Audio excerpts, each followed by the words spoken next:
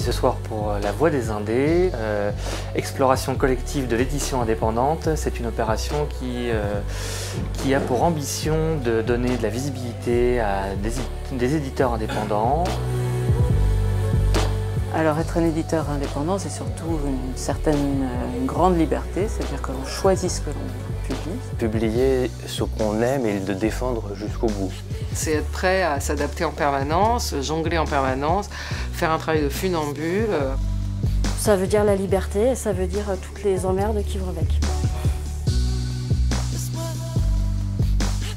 L'idée c'était donc d'associer tous les acteurs de la chaîne du livre, libraires, éditeurs, blogueurs, prescripteurs comme des journalistes, et puis naturellement les lecteurs et les emmener à la découverte du monde merveilleux de l'édition indépendante.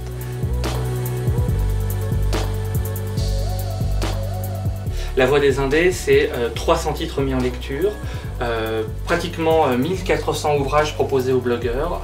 Là, c'est 450 blogueurs qui ont participé à l'opération, qui ont produit, on est aux alentours de 800-850 chroniques. Donc c'est un volume de lecture assez important.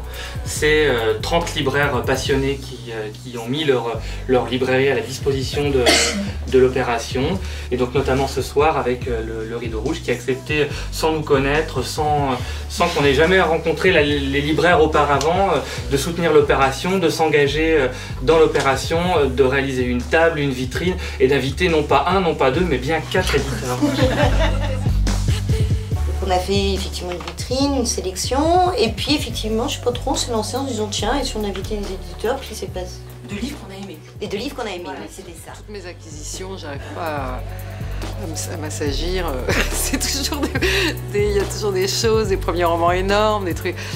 Imaginer une confection de livres, une maquette, une couverture, jusqu'à défendre le livre aussi auprès de la presse, tout ça, si on n'a pas fait ça d'un point de vue artisanal, on perd le cœur du métier.